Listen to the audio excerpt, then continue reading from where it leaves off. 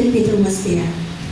Even his brothers and sisters didn't acknowledge his sovereign authority at that time. Only after his resurrection. Why? People are looking for miracles. Why we are here now today is already a miracle. Why we able to woke up this morning is already a miracle. Why God gave us these songs that we sang this worship time, during the worship times, it's already a miracle. Everything. There's no miracle. It's not because of our mind that we are here. It's not our mind that we are in Dubai and working. It's not ours. It's because of Him only. John 12:38. This was to fulfill the word of Isaiah the prophet, Lord, who has believed our message, and to whom has the arm of the Lord had been revealed.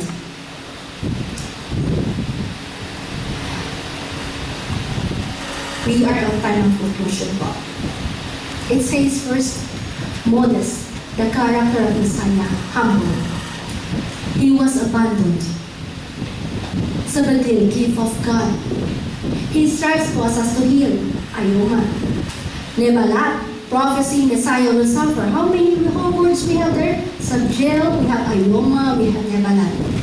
He was a gift offering, a sacrificial lamb. Grace of God. He was highly exalted, though he was in between of two transgressors. He was a gift offering, an atonement for our sins. And Jesus gave conclusion to everything. For our suffering, for our pain, for our iniquities, for our sorrows. Jesus endured everything, even death. And all we have to do is act in faith. Believe. Amen? Act, modest, abandon, Ayoma, Nebalat, give offering, grace of God, not at all, conclusion, enjoy. I will finish this, brothers and sisters, as God's amazing grace. Praise God for His life. Praise God for His amazing grace. For His unconditional love. Not only to one specific person, but for all of us who are here, and to all our loved ones who are not with us today, and to all our brothers and sisters who are not here today, even to the sinners, He still shows His grace.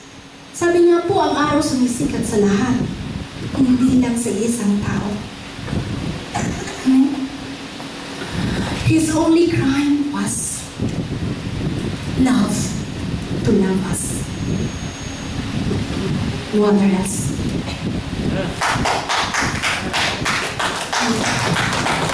I can say that we can conclude here that we have focus. We have to focus only to Jesus Christ and nothing else, because He is the answer for everything.